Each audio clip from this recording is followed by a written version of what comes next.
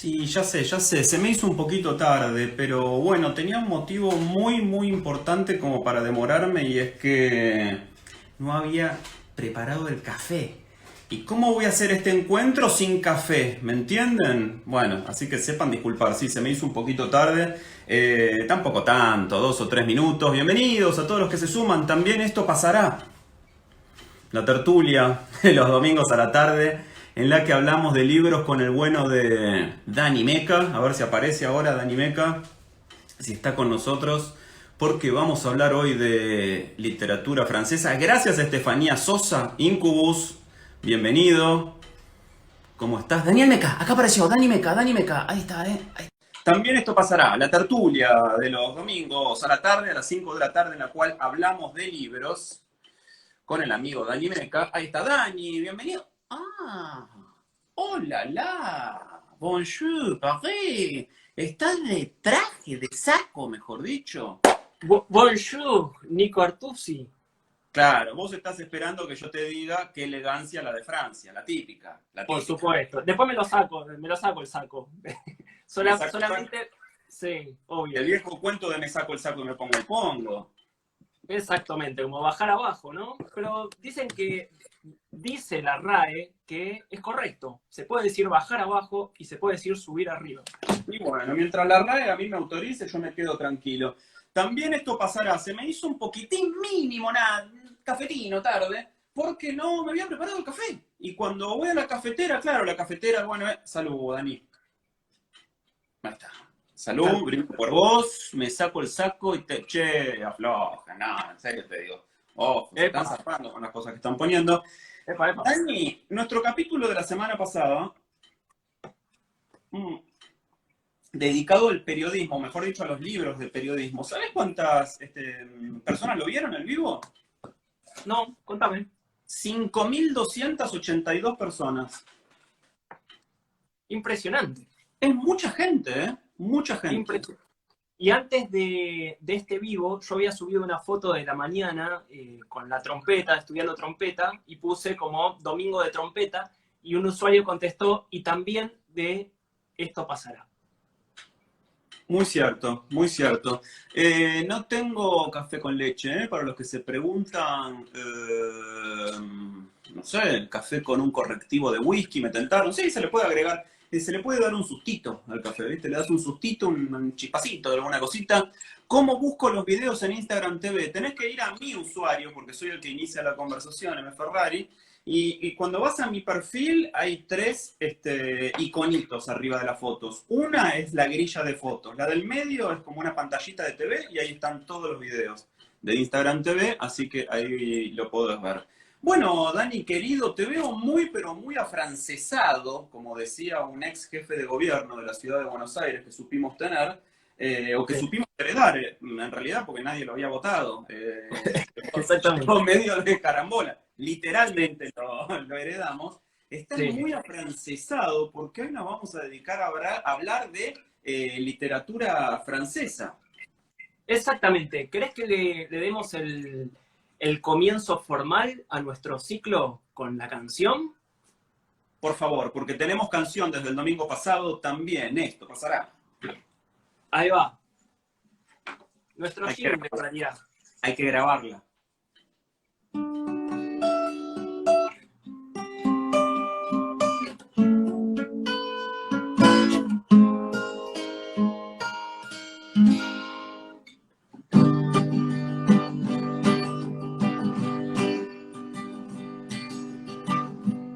Todos los domingos son 5 libros. Nos escuchas recomendar con Nico Artusi y Dani Meca. También esto pasará. También esto pasará. También esto pasará.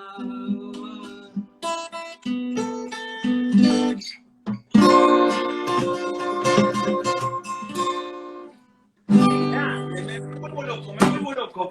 Tenemos nuestro propio jingle, también esto pasará, esta módica costumbre de los domingos a la tarde, a las 5 de la tarde, de compartir libros, 5 libros cada uno, organizados alrededor de una temática. En este caso, la literatura francesa, tenemos nuestro propio jingle. Empezó con la cuarentena, veremos cuándo termina la cuarentena y bueno, la frase que nos identifica es esa, ¿no? También esto pasará. Querido Dani, ¿querés iniciar los honores de hablar de libros nacidos en la tierra de la igualdad, la fraternidad, la libertad?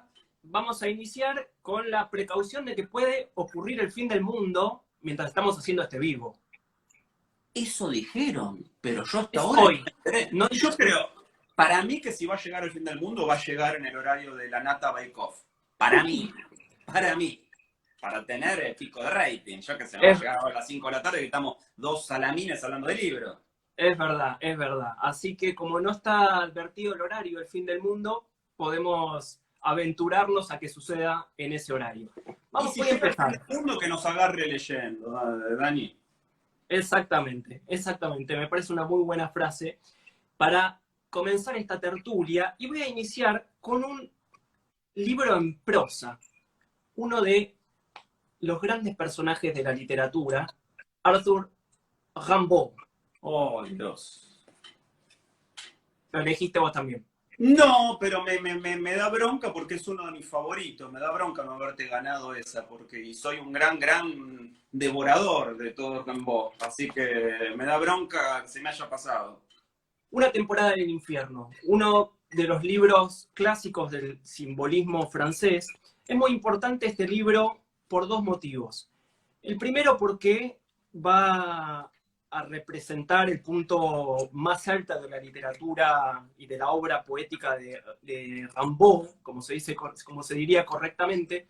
Él había tenido un paso por Londres, había vivido la estética del opio en Londres, por lo tanto este libro va a reflejar el espíritu de aquellos años, y yo diría que es un texto que va a mezclar el espíritu o la estética del opio y la estética de la sensibilidad, ¿no? Y va a ser de esos, digamos, de ambos elementos un nuevo fruto, un nuevo lugar que va a marcar la poesía de todo el siglo XIX, ¿no? Sobre todo de los surrealistas. Se va a anticipar, podríamos decir, o va a ser un precursor de los surrealistas, al menos 60, 70 años antes. Rimbaud, para quienes no lo conocen, nace en 1854 y va a escribir su poema a los 16 años. Y esto es muy interesante porque va a dejar la literatura a los 20 años. Su obra va a durar 4 años. ¿Por qué es importante esto? Porque me parece a mí que es una enseñanza, ¿no? Él dijo, no tengo nada más que decir, me voy. Y deja la literatura cuando considera que no tiene nada más que decir. Me parece un signo de una autenticidad y de un reconocimiento de la propia obra y de que una obra, por ser breve, no deja de ser contundente. Y este me parece que es el caso que más lo va a justificar.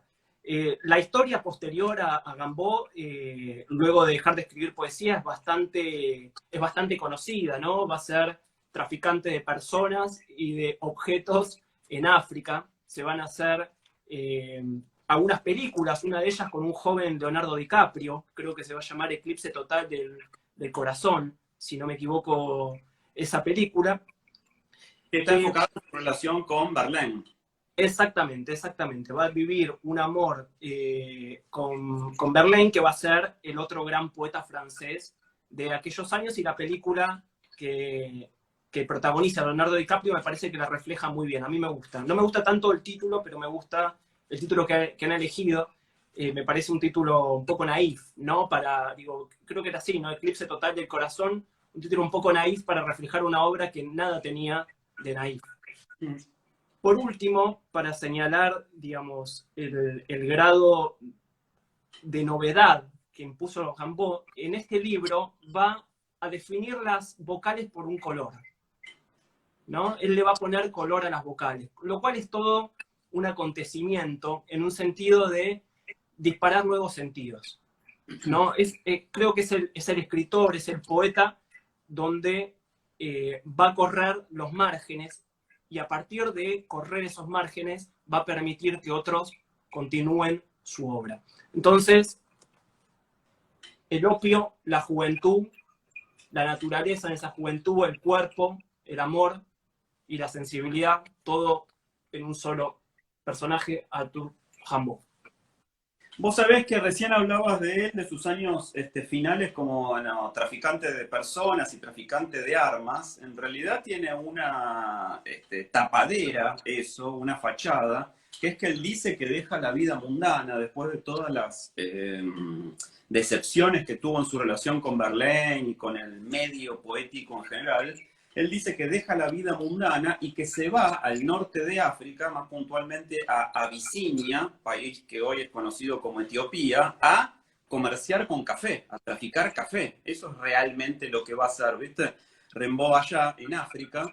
Y él, imagínate vos lo que era Etiopía o Abisinia, fue el único país de África que nunca fue colonizado. El único país independiente de África, salvo una pequeña ocupación por parte de Italia, que tuvo entre la Primera Guerra Mundial y la Segunda, pero nunca llegaron a colonizar Etiopía, que siempre fue un país libre.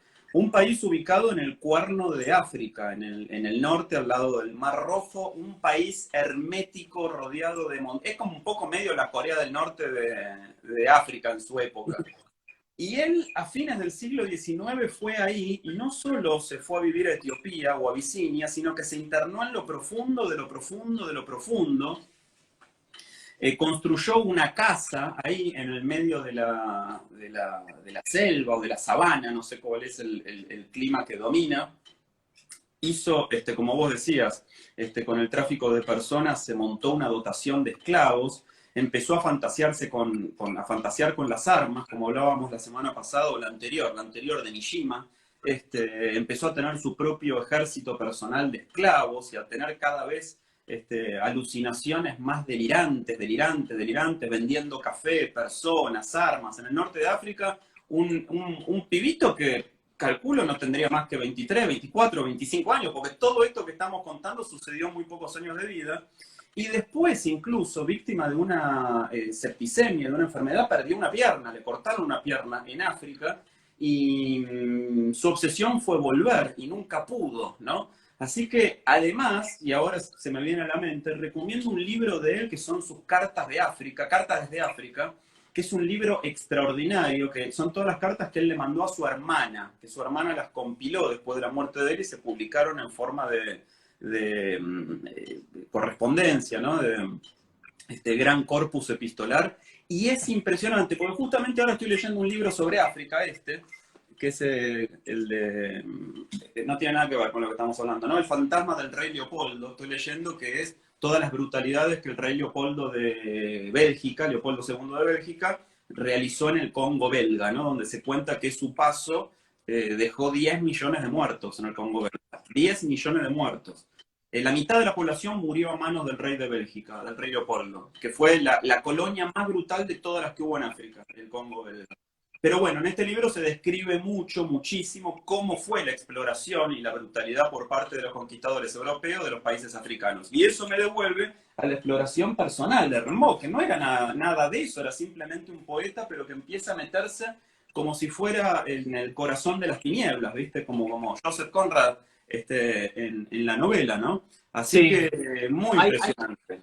Hay un dato ahí que vos nombraste a la hermana de Rimbaud, que es Isabela, porque ella también escribe un libro y que es bastante criticado ese libro porque le da un contenido muy religioso a la vida de él, Sí. ¿no? Digamos, está escrito de un punto de vista moral como si tuviese que justificar a la familia, tergiversando un poco los hechos, porque si era algo que fue de Rimbaud, era un provocador, ¿no? Yo tengo el libro de ella, lo leí el libro de ella. Un provocador de la época. No recuerdo ahora el nombre, pero son como... No, tampoco. Y después hay otro, Rimbaud el hijo, que también lo recomiendo mucho, ahora no me acuerdo del autor, es de Anagrama, tapa amarilla, que también lo emparenta con la idea del hijo pródigo, ¿viste? Del tipo que abandona todo y se va realmente al corazón de la tiniebla. Última digresión. El corazón de las tinieblas, la novela de Joseph Conrad, que inspira después Apocalipsis Now, lo que hablábamos el otro día, transcurre en el Congo belga durante años previos y posteriores a la conquista de Leopoldo II de Bélgica. Bueno, mi querido Dani, a ver, ¿qué decís? ¿Que me quede en el pasado remoto o que dé un salto brutal al presente? Vamos al presente, porque si hay algo que decía Rimbaud es, hay que ser absolutamente modernos. Uno de los libros más rompecocos de mi vida, y si lo leíste seguramente también te habrá sucedido algo parecido, El adversario, de Emmanuel Carrère. Emmanuel Carrère es un escritor que tiene mucho de periodista, ¿no? Yo primero leí este libro, pero me quedé completamente enamorado de él, perdidamente enamorado de él, después de Limonov. El libro en el que cuenta la vida del agitador ruso Limonov, que murió hace 2 o 3 meses, el verdadero Limonov. Emmanuel Carrère felizmente está vivo. Y con este libro, El adversario, que también fue una película que se las recomiendo mucho, donde el personaje principal lo hace el incomparable Daniel Auteuil, que es muy probablemente de los vivos el mejor actor francés. Emmanuel Carrère cuenta la historia en muy pocas páginas, ¿no? Es un librito de 170 páginas. Cuenta la historia de ese médico que a principios de 1993, Jean-Claude Roman, un médico muy respetable, alto funcionario de la OMS, ¿no? Ya que nombramos tanto a la OMS en esta época, con oficinas en Ginebra y demás, decide de buenas a primeras, así como nada, un tipo respetable, padre de familia, hijo proveedor de la salud financiera de su familia y de sus padres, sobre todo, ya te digo, alto cargo en la OMS, se levanta un día y mata a su esposa, mata a sus 2 hijos, viaja hasta la casa de sus padres, mata a sus padres, mata al perro de sus padres, vuelve a su casa, la prende fuego y él trata de matarse y no puede, y no se mata, no se muere. Y entonces, a partir de ahí, en esa gran tragedia que parece al principio occidental, pero que después se descubre que en realidad había sido el crimen más brutal cometido por este hombre, matar a su esposa, a sus 2 hijos pequeños, a sus 2 padres y al perro, ahí se descubre que toda su vida, absolutamente toda su vida había sido una fachada. No era médico, nunca había terminado la facultad, era un estafadorcillo de poca monta, no trabajaba en la OMS. Cuando le decía a la esposa y a la familia que se iba a trabajar, en realidad agarraba el auto, lo estacionaba en un garaje, en un estacionamiento, y se quedaba así 8 horas adentro del auto hasta volver a la casa. Y cuando se descubre todo eso, Francia se horroriza, el mundo se horroriza por este personaje que es la encarnación del mal, porque el hombre modélico, ¿no? El padre de familia ejemplar, en realidad escondía un monstruo, pero era un monstruo que estaba a la vista de todos, porque a su esposa la había engañado durante 20 años, a sus padres durante 30, durante toda la vida. Cuando se descubre la verdad, se convierte este hombre, Jean-Claude Roman, en el villano favorito de Francia, lo meten preso y Emmanuel Carrère acepta el encargo de ir a entrevistarlo a la cárcel. Y a partir de ahí, como sucedió con Truman Capote en A Sangre Fría, se produce una especie de mímesis, identificación, fascinación, enamoramiento entre el escritor y el asesino. Y este libro, que si bien tiene todos los recursos y las habilidades narrativas de la novela, podemos decir que es un libro periodístico, como lo era Sangre Fría, en realidad es una larga disquisición acerca de la culpa y de la brutalidad de un escritor que está completamente obnubilado por su personaje. Y su personaje es el mayor monstruo de la historia contemporánea de Francia. Un hombre que, si no me equivoco, el verdadero, salió en libertad en noviembre o en diciembre, a fines del año pasado, después de haber estado casi 30 años en la cárcel. A partir de ahí hicieron, bueno, la película y este libro que es completamente atrapante, porque vos decís, bueno, yo tengo una fascinación personal, ¿no? Por los simuladores, por los grandes por los grandes señores Ripley de la vida, ¿no? Por los talentosos señores Ripley de la vida. Yo tengo un tema ahí que me fascina peculiarmente, pero cuando vos decís, ¿cómo pudo este tipo haber mantenido engañada a tanta gente tanto tiempo? ¿Y cuáles fueron los motivos por los cuales terminó tomando esa decisión, porque podría haber seguido en el engaño, y sin embargo, por algo que sucede, un día decide matar a toda su familia. Bueno, ese es el motivo por el cual Emmanuel Carrère inventa, o mejor dicho, perfecciona esta especie de novela de no ficción, o de ficción basada en hechos reales, que después profundiza mucho más en Limonov y en algunos otros libros que escribió, El Reino, por ejemplo, que tiene que ver sobre el catolicismo y la fe. Limonov, que si bien está enfocado en un personaje particular, habla muchísimo de la historia de Rusia. La madre de Emmanuel Carrère es la historiadora más importante, más reputada de Francia, especializada en el rusismo, o en la ex Unión Soviética. Así que es un personaje fascinante, absolutamente fascinante, Manuel Carrère. Esta novela, yo creo que si la empiezan a leer esta noche, no van a dormir hasta terminarla. Y si tienen fiaca para dormir, también les recomiendo mucho la película, con Daniel Autiel haciendo de este hombre que engaña a todo el mundo y un día estalla y finalmente, no te diría que averiguamos por qué, porque son insondables los misterios del mal profundo, pero Emmanuel Carrère consigue que podamos por lo menos vislumbrar un motivo. Así que El adversario, de Emmanuel Carrère. Pensaba, Nico, que te reconocías Y ahí muy Dani quedó entusiasta de los congelado. Dani simuladores, quedó ¿no? congelado. Sí. ¿Eh? Yo te veo bastante pixelado, ¿eh? Te veo Y yo bastante a vos te veo pixelado. completamente congelado, como que de golpe te quedaste así. Ahí está, nos volvimos. Ahí volvimos, Dice ¿no? Sebastián, mira, ya la descargué en PDF, venga ese insomnio. Te digo, Sebastián, que no la vas a poder soltar. Es una novela extraordinaria, El adversario. Es auténtico terror, terror profundo. Terror acerca de cómo el mal puede estar en el departamento de al lado. Con esto de la simulación, pensaba en primer lugar en Vértigo, ¿no? Digamos, que es justamente una película donde se refleja el arte de la simulación, ¿no? Como creación artística de la ficción, la simulación dentro de la simulación, ¿no? Digamos, algo extraordinario, y sé, obviamente, que como es tu película favorita, lo tenés ahí presente. Pero también pensaba en el libro de Javier Cercas, El impostor, que alguna vez lo hemos hablado acá, no como libro, creo yo, recomendado, sino al pasar, que es la historia de un personaje en España que se convirtió en un héroe, podríamos decirlo, un héroe de la Segunda Guerra Mundial, porque fue un sobreviviente del Holocausto, ¿no? Un héroe también de la Guerra Civil Española. Y Javier Cercas desarrolla esta historia de este impostor, que no fue ni un héroe de la Segunda Guerra Mundial, ni una víctima del Holocausto, ni siquiera había estado en Alemania. Y cómo logró timar a toda la sociedad española, y a Francia, y a Alemania, y a toda Europa en sí.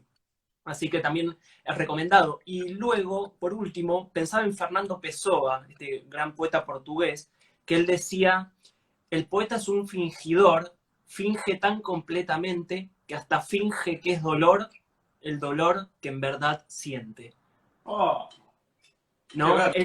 Él lleva a ese lugar al poeta, finge algo que en realidad lo está sintiendo, ¿no? Es muy curioso, ¿no? Crear literatura sobre algo real.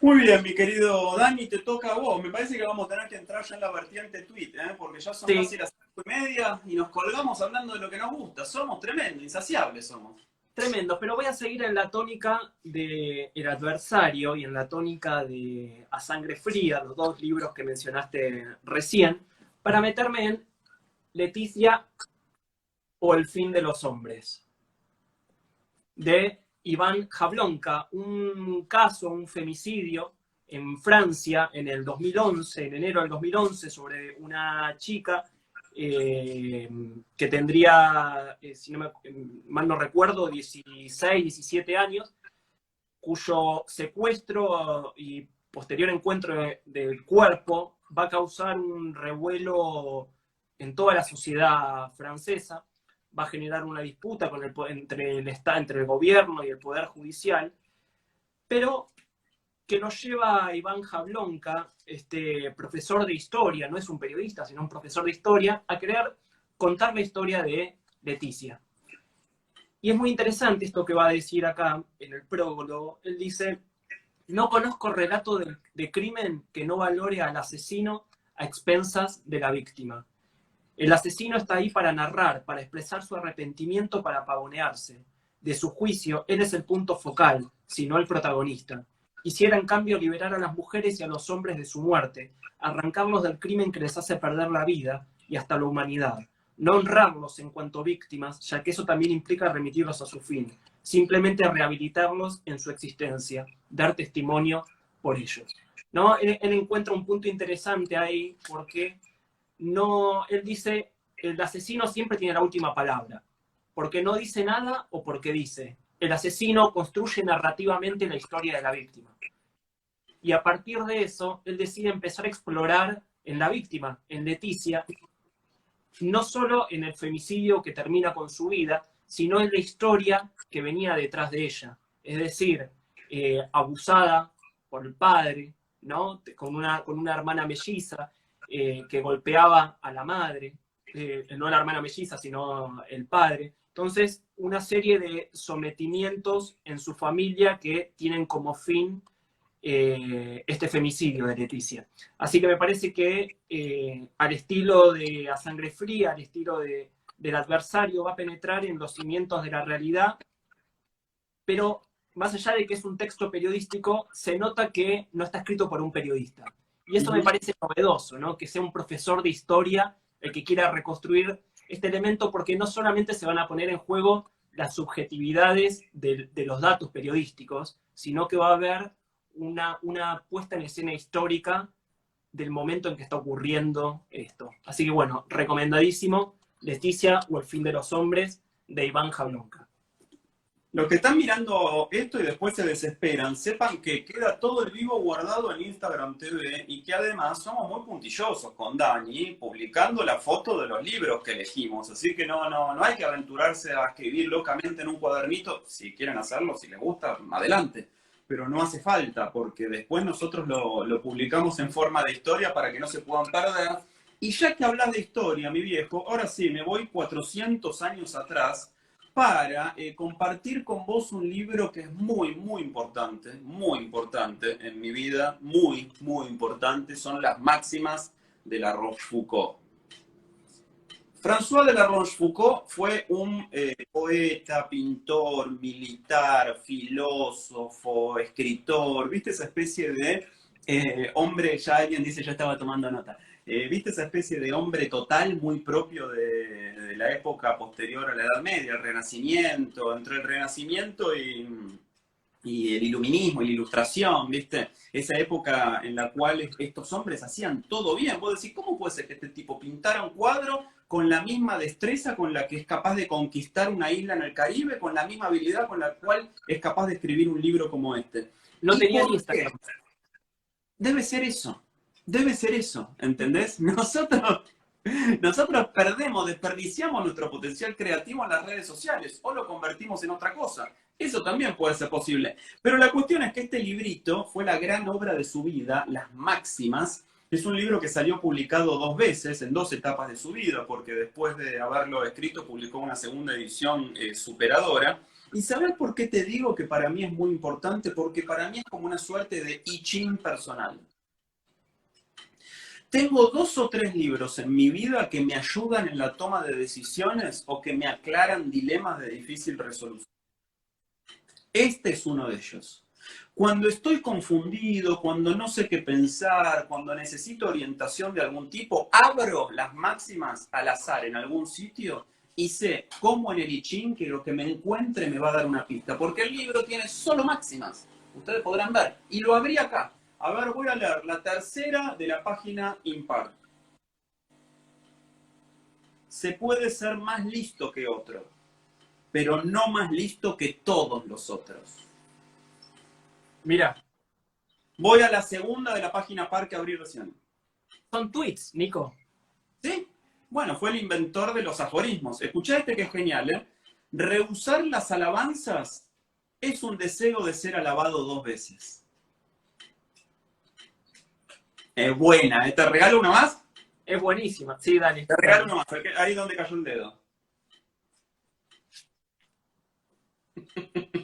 Esto es muy bueno. Ponerlo en el contexto de Vicentín. Lo que hace que se esté descontento a menudo de los negociadores es que abandonan casi siempre el interés de sus amigos por el interés del éxito de la negociación, que se convierte en el suyo por el honor de haber triunfado en lo que habían emprendido. Es espectacular. Son las máximas de la Rochefoucauld. Es un... Uy, se cayó el señalador que estaba adentro. Es mira qué bueno. Hablando de Instagram, lo abrí y me cayó el dedo ahí. Nos atormentamos menos para ser felices que para dar a entender que lo somos. Mirá.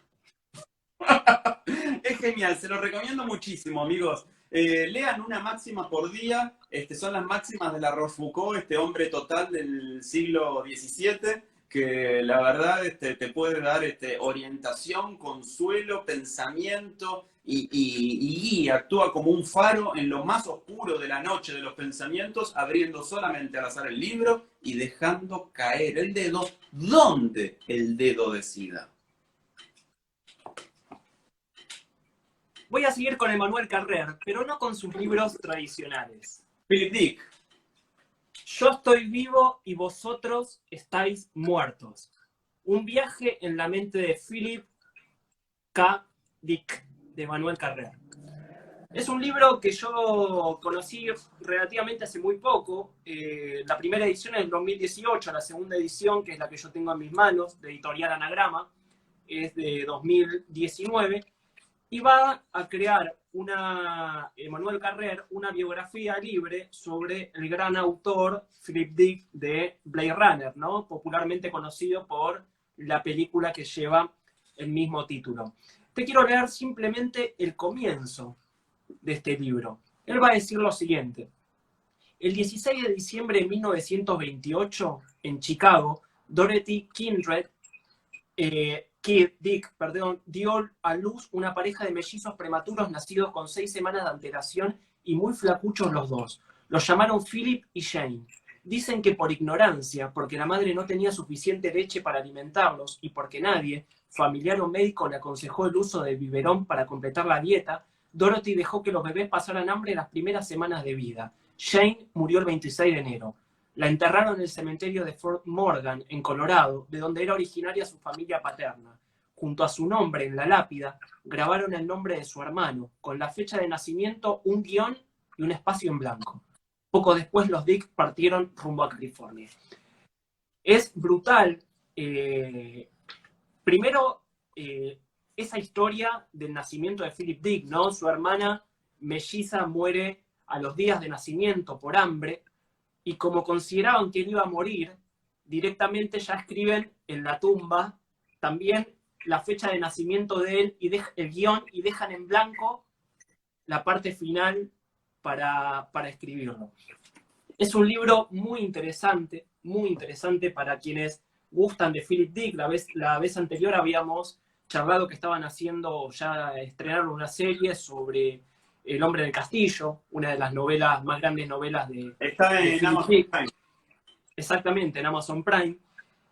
Y va a narrar cómo Philip Dick se va a convertir en este personaje que todos conocemos, al punto, con anécdotas muy enriquecedoras, como que la madre, él esperaba ansiosamente que la madre regresara de trabajar para contar una historia, y como la madre llegaba desahuciada, muy cansada, él tenía que inventar una historia para contarse a sí mismo y así poder pasar el tiempo, ¿no? Ese fue el comienzo de su narración. Bueno, de ese tipo de elementos, de ese tipo de exploraciones data este libro, ¿no? Y nunca mejor dicho, para meterse en la mente de Dick y de toda esa estética alucinante que nos proporciona su literatura. Así que Yo estoy vivo, titulazo, Yo estoy vivo y ustedes están muertos, de Emmanuel Carrère. ¿Será Francia el último país donde todavía importan los libros? Pensaba mientras te escuchaba, porque digo, no existe ningún otro país del mundo donde en el prime time de la televisión abierta cada canal tenga su programa de libros. ¿Viste? Como el de Bernard Pivot, bueno, tanto famoso, donde está el conductor y una mesa redonda donde van los autores a presentar sus libros. El otro día haciendo zapping me aventuré hacia los canales del fondo, donde no llegás nunca, viste que los canales del fondo son como pasando Montehermoso. Decís, ¿qué hay después de Montehermoso? No sé, qué sé yo, ¿qué hay? No sé. Bueno, los canales del fondo del cable son como pasando Montehermoso, y entonces tenés TV Galicia, Bandeirantes, no sé qué, y caí en TV Sun, el canal francés, y estaban con la tertulia de los libros, ¿viste? Y estaba el conductor, que era un hombre bien parecido, rubio, de barba, muy joven. Estaba Bernard Henry Levy, el sociólogo, no sé qué es, el que escribe. Y había otros dos, y estaban todos discutiendo sobre libros, ¿viste?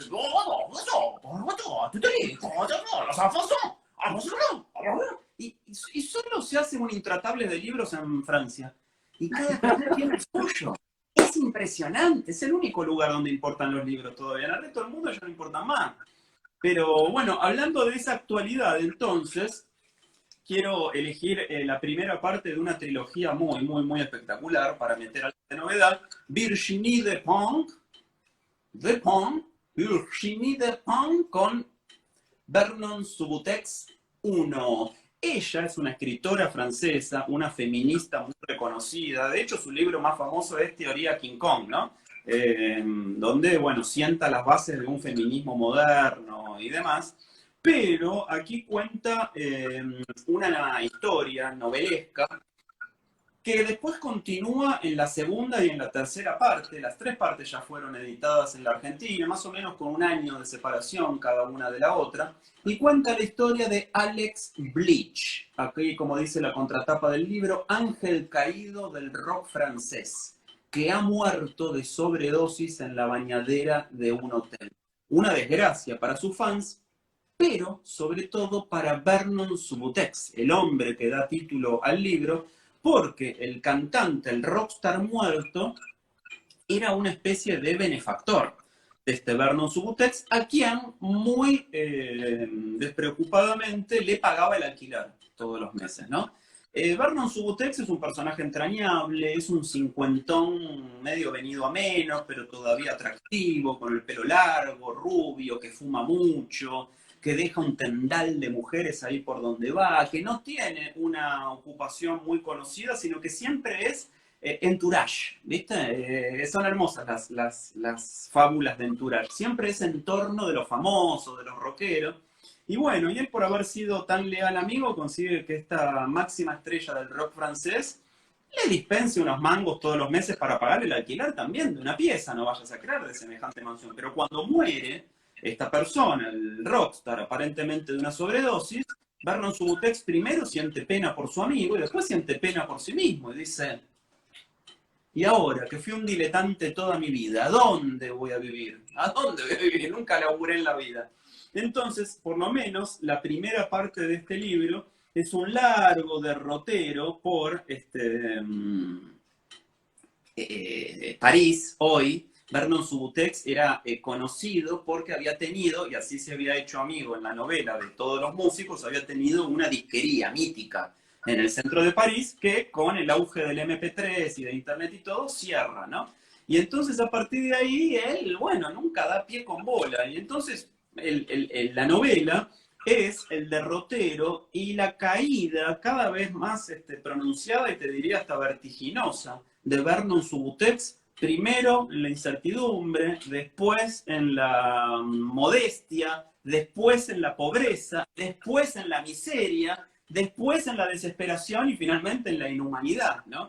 Pero entonces, aparte, la novela es muy lúcida en presentar, por un lado, la gentrificación de las ciudades, como las ciudades interesantes para vivir, como París, cada vez expulsan más a sus miembros, a sus integrantes, a los habitantes. Por otro lado, plantea los radicales cambios de época, ¿no? Un tipo que tenía una disquería, bueno, eventualmente pudo haber sido un comerciante próspero, pero como no se adecuaba a los tiempos, termina viviendo en la calle. Vernon Subutex no tiene teléfono celular y cuando consigue le cuesta manejarlo, qué sé yo, y demás. Pero además tiene una cosa muy, muy fuerte sobre la generación esa, ¿no? La generación, casi te diría previa a la generación X, las personas que tienen entre 50 y 60 y que parecen ya ser muy grandes para este mundo o muy jóvenes para ser viejos, pero muy viejos para ser jóvenes. Y entonces encarna en este Vernon Subutex, que aparte es bastante áspero, solo áspero en su relación con las mujeres, solo áspero, y esto lo aclaro porque no va más allá que eso, de hecho ella, Virginie, lo convierte en su antihéroe, así que nunca tendría un antihéroe personal que sea muy, muy áspero en su relación con las mujeres, pero es una novela muy lúcida acerca de ella, de cuando sentís que ya no perteneces a este mundo, ¿no? O que el mundo ya realmente no ofrece muchas oportunidades para vos. En el acceso a la vivienda, a la tecnología, a la relación con los demás, a los vínculos con las mujeres. La verdad que es fascinante y es un libro también tan cargado de referencias pop, de nombrar a músicos, de nombrar a rincones identificables de París, a libros y demás, de los vínculos de él con las mujeres, que es atrapante. Son tres libros, una trilogía, Vernon Subutex 1, 2 y 3. En una época estaban haciendo la película, no sé en qué quedó todo eso, pero lo recomiendo muchísimo de aparte de Virginie Despentes, que es la pareja, yo no lo sabía, de Paul Preciado, antes conocida como Beatriz Preciado. Así que no sabía que ellas eran pareja, ellas eran pareja, así que muy, pero muy, muy, muy fascinante. Mira, agarro, justo dentro del libro estaba la faja del libro, Ah, está la mira. faja de Le Monde que dice, lo que queda de una generación cuando ha envejecido y ha perdido sus banderas y sus ilusiones. De eso se trata Vernon Subutex.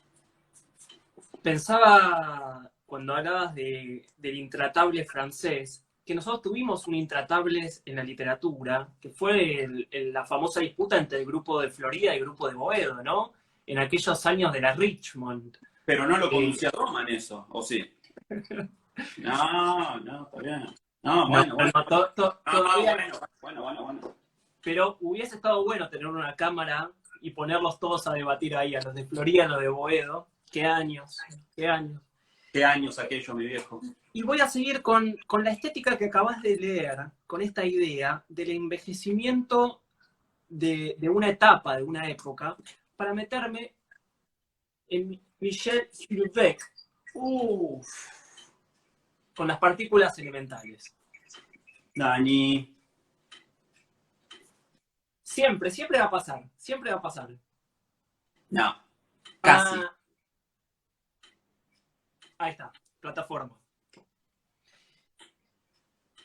Viste que el mayo, en los revisionismos del mayo francés se pone como un punto muy alto de la vanguardia europea y cómo esa vanguardia europea va a repercutir, digamos, dentro de lo que son las diferentes vanguardias, tanto en Europa como en América, ¿no? Digamos, teniendo como prólogo quizás la revolución cubana en el 59, el mayo francés en el 68, pero puntos muy altos de la libertad sexual, la libertad política, bueno, y todos estos elementos que se van a poner en juego en Europa. Entonces, decíamos, todo el revisionismo del 68 es un revisionismo bien visto, ¿no? Como de una construcción que sigue proyectando su sombra hasta el presente. ¿Qué va a hacer Houellebecq? Va a ir directamente contra la generación del 68. Y me parece muy novedoso ya desde ese punto de vista que en un revisionismo de esas características él vaya contra la corriente. Y decía alguien que hizo una reseña de este libro, dice que Houellebecq lo que hace es ir un ataque frontal contra esta generación. Lo hace a través de dos personajes, dos hermanos, hermanastros en realidad, Bruno y Michel, contrastados por la sexualidad, por la mirada que tenía cada una sexualidad, pero unidos en el marco deseante que que albergaba la atmósfera de ellos dos. Tenemos a Bruno, que es un adicto al sexo, abusado de chico, y que nunca va a poder desprenderse de ese tipo de sometimientos que lo van a alterar psicológicamente hasta, bueno, en toda su historia. Profesor de literatura, y su hermano, Michel, un genio de la biología, que va a tener un vínculo antiplacentero con el sexo. ¿no? Entonces, va a ser una novela que va a reflejar los modos deseantes de aquella generación y cómo esos modos deseantes de la generación del 68 van a ser heredados en la actualidad, es decir, cómo evolucionaron o involucionaron. Y el mensaje más directo que da Houellebecq de ellos es que ambos hijos son abandonados por una madre hippie, ¿no? Ahí metiendo un poco el dedo en la llaga sobre las libertades de aquella época. Hay una frase de Houellebecq que a mí me gusta mucho que dice como toda sociedad tiene sus puntos débiles, tiene sus llagas. Lo que hay que hacer es apretar bien las llagas y hablar de dos cosas, del dolor y de la muerte, ¿no? Entonces, digo, partiendo de esa filosofía, Houellebecq, y hablando también de los intratables de esta época, polemistas si los hay, recomiendo muchísimo este libro para hablar sobre todo del deseo, ¿no? Pues si hay algo que es este libro, aún en los personajes que tratan de esquivar del placer, es un libro sobre el deseo. Nunca me quedó del todo claro cómo se pronuncia Houellebecq. ¿Cómo decís vos? Yo le decía Houellebecq, pero ahora me haces dudar. ¿Tenés el bicho? Estoy como Lizzie, parece. No, che, me toca. Escucha, bueno, yo elegí Plataforma, un libro que me marcó mucho, muchísimo, muchísimo. Está bastante cascoteado este libro, así que calculo. Abro, viste que yo tengo la afición de. Rodar cosas. Sí, de guardar, no, y de anotar cuándo lo leo. Y veo que este libro lo leí en un enero, así que evidentemente estuvo en la playa este libro. Por eso está tan ajado, ¿viste? Como si estuviera golpeado. Lo abrís y caen granos de arena, está mojado. Vos hablabas del sexo sin goce o del sexo sin disfrute, del sexo traumático. Bueno, Plataforma es una novela sobre eso, definitivamente, ¿no? Mirá qué joven y saludable antes de convertirse en una especie de parodia del payaso Krusty. Estaba Houellebecq en esta foto de la tapa del libro, publicado a principios de la década del 2000, ¿no? ¡Qué bárbaro! 20 años de Plataforma, Dani. Es un libro del 2002, ¿sí? 2001, perdón, del 2001. 19 años de Plataforma que cuenta la vida, la saga, que termina siendo trágica, por motivos que no conviene develar ahora para no spoilear, de un gris y palidón funcionario municipal. A mí siempre me gustaron muchísimo las historias de los hombres crepusculares, ¿no? Un libro que me marcó mucho en una época fue El hombre del traje gris, creo que lo hablamos alguna vez, que fue precursor de toda esa genealogía muy norteamericana de hombres ricos que tienen tristeza. Después se metió en eso, no sé, de Richard Ford, Carver, John Cheever, John Updike, Mad Men. Bueno, tuvo una herencia muy larga esa mitología, la del hombre rico que tiene tristeza. Y si bien acá no hablamos de un hombre rico, sí hablamos de un hombre próspero, ¿no? Un hombre de unos 40 y pico de años que está en la grisura total de la vida, es empleado público y viaja como tantos europeos a Tailandia para tener una aventura sexual. Tailandia, paraíso y destino definitivo del turismo sexual, con menores, con mayores, con hombres, con mujeres, con todo lo que hay en el medio.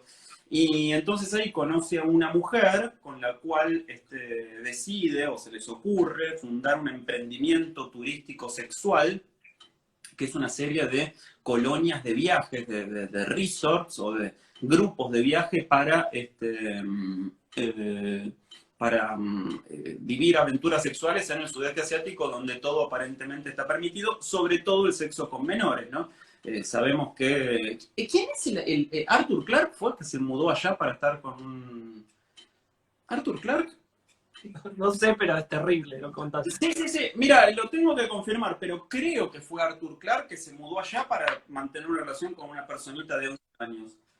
No lo quiero ensuciar a Arthur Clarke y ahora lo quiero corregir si me equivoco, pero estoy casi seguro que fue él. Arthur Clarke, déjame que lo chequee, pero es así, ¿eh?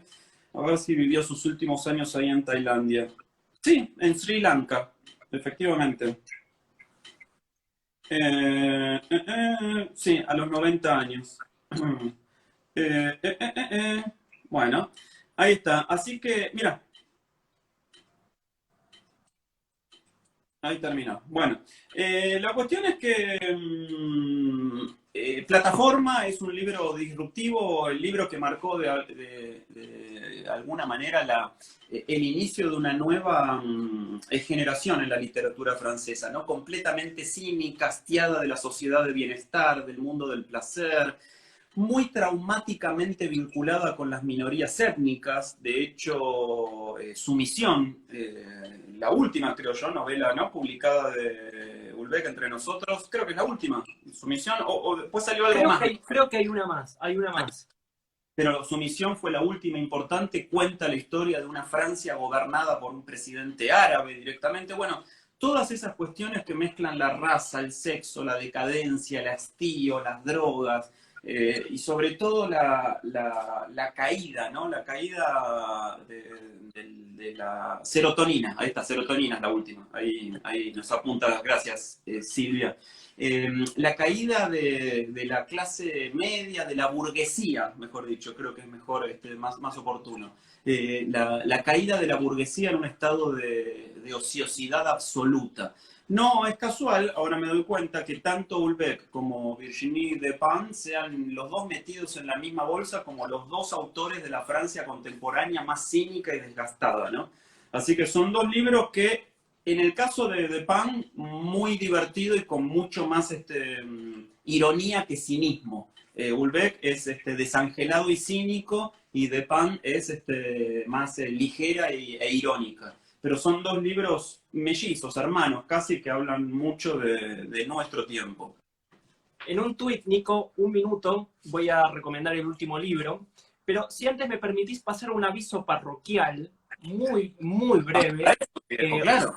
Hoy... Houellebecq, mira, acá nos dice, perdóname, Ari Barrio Nuevo, que la pronunciación es Houellebecq. Houellebecq, bárbaro. ¿Tendrá algo que ver con Luis? Ya nos dirá. Seguramente sí. Con que no diga hay que dejar de leer al menos 2 años, estamos bien. ¿Cuál es tu aviso, Dani? Sí, el aviso. Nos colgamos. Bueno, hoy lancé un newsletter sobre Jorge Luis Borges, libre y gratuito. ¿Cómo hago para suscribirme? Me vuelvo loco, lo necesito. En el link de mi bio. Ahí se suscriben. Se llama Come en Casa Borges, que es la frase que usaba Bioy en sus diarios cada vez que el señor Giorgi comía en su casa, que al parecer era siempre. Siempre, Giorgi y Adolfito. Pucha, ¿y qué día sale el newsletter? Los domingos.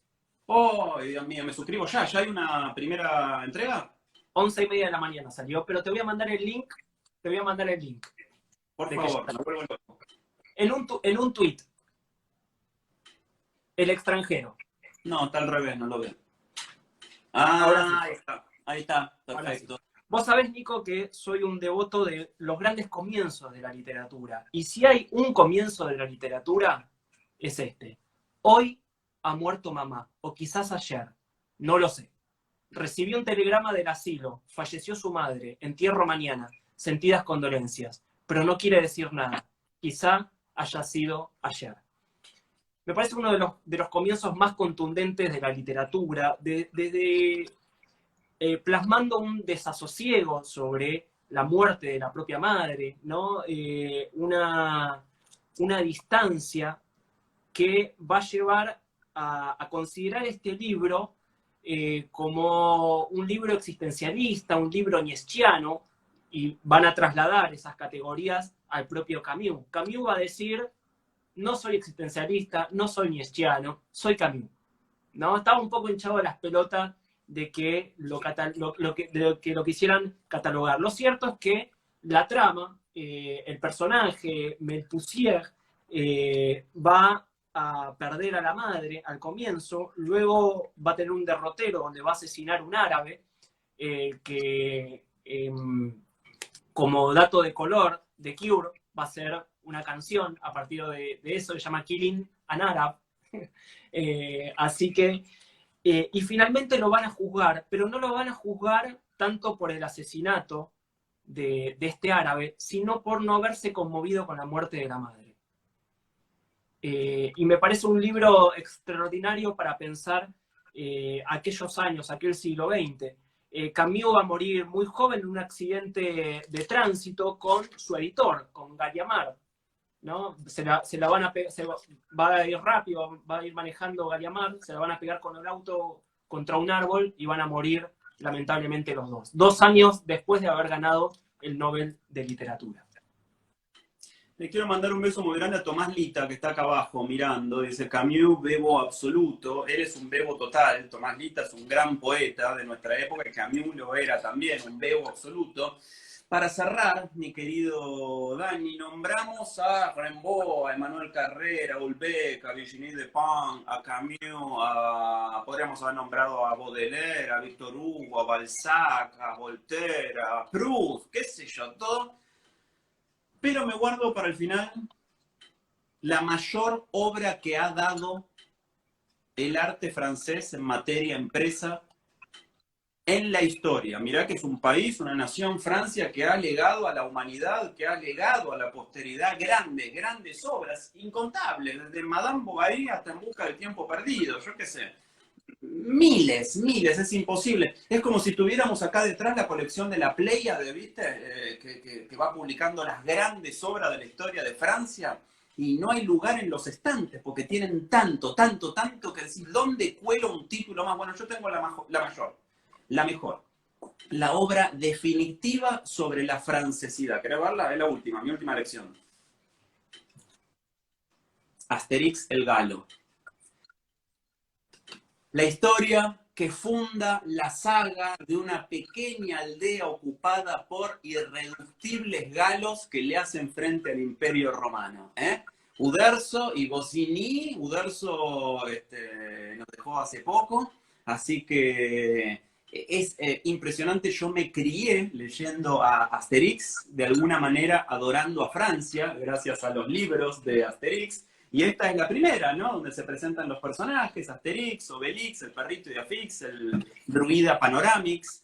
Después aparecerán Asuranceturix, aparecerán también Cleopatra, Julio César, por supuesto, Abraracursis, que era el jefe de la aldea que tenía que el cielo se le cayera sobre la cabeza. Así que para el final, tal vez algo que nos ha dado tanta, pero tanta alegría a todos los niños de una generación, ojalá que de varias generaciones, pero no sé si los niños de hoy la leen con la afición, el amor y el gusto con el que las disfrutábamos nosotros.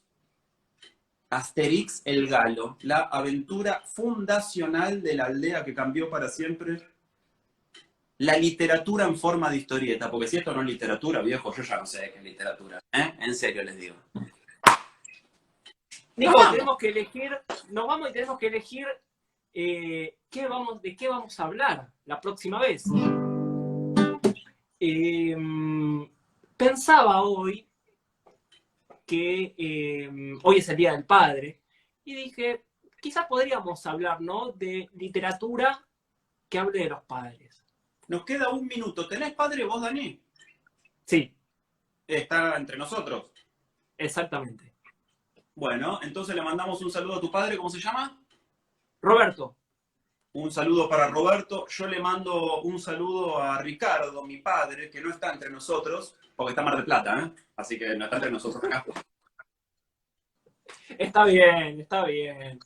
Así que Roberto y Ricardo, esta edición de También Esto Pasará está dedicada a ustedes. Ya me apareció el timer en pantalla, nos queda menos de 1 minuto. La semana que viene, literatura por, para, sobre, alrededor de padres. ¿Te parece bien? Me encanta. Pero nos vamos a pisar en un título, que ya lo nombramos muchas veces. Sí. Ya una idea austeriana. Eso, hay que tener cuidado ahí. Nos vamos con la canción, Dani, que se termina.